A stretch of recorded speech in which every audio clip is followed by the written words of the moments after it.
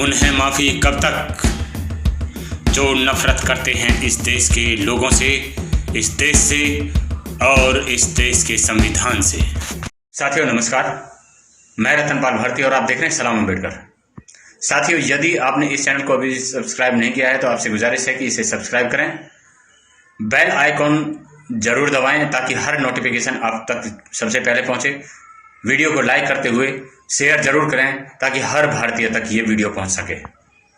साथियों, सन 1947 में जब देश आजाद हुआ तो इस देश के नेताओं के सामने ये दुविधा थी कि इतने बड़े देश को चलाने के लिए हम कौन सा तरीका अपनाएंगे। और किसी देश को चलाने की प्रक्रिया का जो माध्यम होता है या जो दस्तावेज होता है उसे संविधान कहा जाता है। हमारे देश के नेताओं ने भी संविधान बनाने की प्रक्रिया चालू की। बहुत सारे लोगों ने संविधान को निर्माण करने के लिए या इस देश को चलाने के लिए जो संविधान प्रस्तुत किए उसमें कोई कमी कहीं रह गई, किसी के संविधान में कुछ कमी रही। जो भारतीय परिप्रेक्ष्य से मेल नहीं खाती थी उन्हें नजरअंदाज कर दिया गया। इतने विशाल संविधान के तहत ही इस विशाल देश का जो कानून व्यवस्था है, रहन सहन है, वो चलाया जाता है। यानी कि कहें कि संविधान इस देश की वह रीढ़ है जिसके अंतर्गत हर आदमी अपना बर्ताव करता है, अपना व्यवहार करता है। और यदि कोई कानून के विरुद्ध या संविधान के विरुद्ध या किसी के हक अधिकारों के विरुद्ध कार्य करता है तो उसे संविधान के द्वारा सजा दी जाती है। इस संविधान के अंदर सभी को मूलभूत अधिकार दिए गए हैं, सभी को समानता का अधिकार दिया है, सभी को अपने धर्म का पालन करने का अधिकार दिया है और सभी को जीवन जीने का अधिकार दिया है, वोट का अधिकार दिया है। यानी कि सभी लोगों को समानता के साथ जीने का जो अधिकार दिया है। कुछ लोगों को संविधान के द्वारा दिया गया सभी के लिए समानता का अधिकार हजम नहीं हो पा रहा है। और ये कौन लोग हैं जिन्हें यह बात समझ में नहीं आ रही है कि सभी लोगों को समानता का अधिकार दिया जाना चाहिए? ये वो लोग हैं जिन्होंने हजारों साल से इस देश को गुलामी के जंजीरों में जकड़े रखा। ये वो लोग हैं जो मध्य एशिया से चलकर आए और उन्होंने इस देश के लोगों को कभी कोई अधिकार देने की बात सोची ही नहीं, बल्कि सारे अधिकार अपने पास सुरक्षित रखे। यहाँ तक कि यहाँ के रहने वाले जो मूल निवासी लोग हैं या बहुजन समाज कहें या यहाँ सिंधु घाटी की सभ्यता के लोग कहें, उन्हें हमेशा गुलामों की तरह बनाकर रखा और अपनी मन की मर्जी से यहाँ पर शासन प्रशासन चलाया।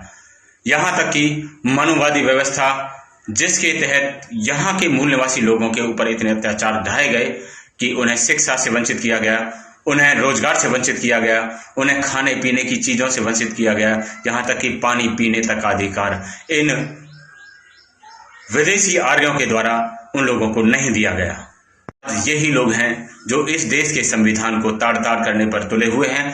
ये नहीं चाहते कि इस देश का संविधान इस देश में लागू हो।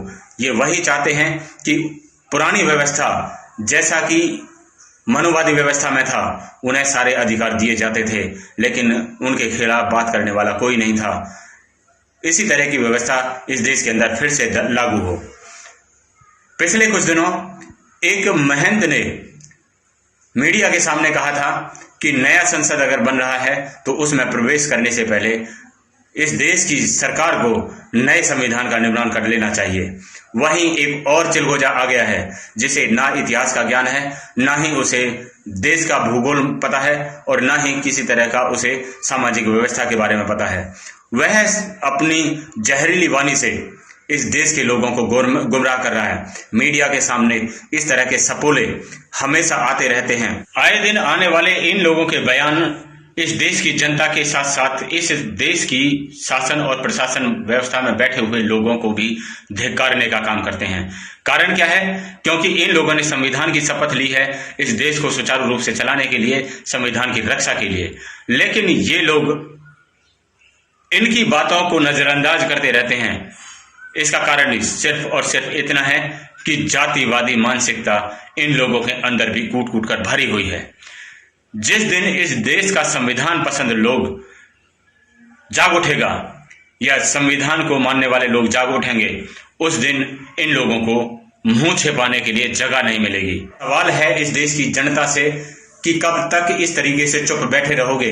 देश के खिलाफ, संविधान के खिलाफ बात करने वाले लोग खुले घूम रहे हैं और वे लोग इस देश के संविधान के खिलाफ बातें कर रहे हैं, उस संविधान के खिलाफ जिसने आपको जीने का अधिकार दिया, रहन सहन का अधिकार दिया, यहाँ तक कि अच्छे अच्छे मकानों में रहने का अधिकार दिया, शिक्षा का अधिकार दिया। उस संविधान को ये लोग मिटा देना चाहते हैं और आप लोग घरों में छुपकर बैठे हैं।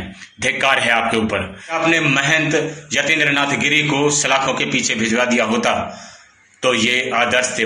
आए दिन आने वाले इन लोगों के बयान इस देश की जनता के साथ साथ इस देश की शासन और प्रशासन व्यवस्था में बैठे हुए लोगों को भी धिक्कारने का काम करते हैं। कारण क्या है? क्योंकि इन लोगों ने संविधान की शपथ ली है इस देश को सुचारू रूप से चलाने के लिए, संविधान की रक्षा के लिए, लेकिन ये लोग इनकी बातों को नजरअंदाज करते रहते हैं। इसका कारण सिर्फ और सिर्फ इतना है कि जातिवादी मानसिकता इन लोगों के अंदर भी कूट कूट कर भरी हुई है। जिस दिन इस देश का संविधान पसंद लोग जाग उठेगा या संविधान को मानने वाले लोग जाग उठेंगे, उस दिन इन लोगों को मुंह छिपाने के लिए जगह नहीं मिलेगी। तो ऐसा पहले भी हो चुका है, जब संविधान की प्रतियां जलाने वाले लोगों के खिलाफ देशद्रोह का मुकदमा दर्ज हुआ और वो जेल की सलाखों के पीछे आज भी अपना जीवन जी रहे हैं। अब भी समय है ऐसे लोगों को सबक सिखाने का। कानून के जरिए इन्हें सलाखों के पीछे भिजवाया जा सकता है कि इनकी आने वाली नस्लें इस तरह का कृत्य ना कर सकें और इस संविधान के खिलाफ किसी में बोलने की हिम्मत ना हो, जिसे हमारे संविधान निर्माताओं ने बड़े मेहनत के साथ तैयार किया था। हमारे हक अधिकार जिसमें सुरक्षित हैं, इस देश की व्यवस्था जिसमें सुरक्षित है, जहां सबको समानता का अधिकार है, जहां सबको पढ़ने लिखने का अधिकार है, जहां सबको अपना प्रतिनिधि चुनने का अधिकार है, जहां सबको बोलने का अधिकार है और जहां सबको सम्मान के साथ जीने का अधिकार है। तो साथियों, हम इसी उम्मीद के साथ आपसे विदा लेते हैं कि आप इन लोगों के खिलाफ आवाज उठाएंगे और इन्हें सलाखों के पीछे भेजने का काम करेंगे। हमारी अगली वीडियो तक हमें दीजिए इजाजत। अपना ख्याल रखिए। तब तक के लिए धन्यवाद।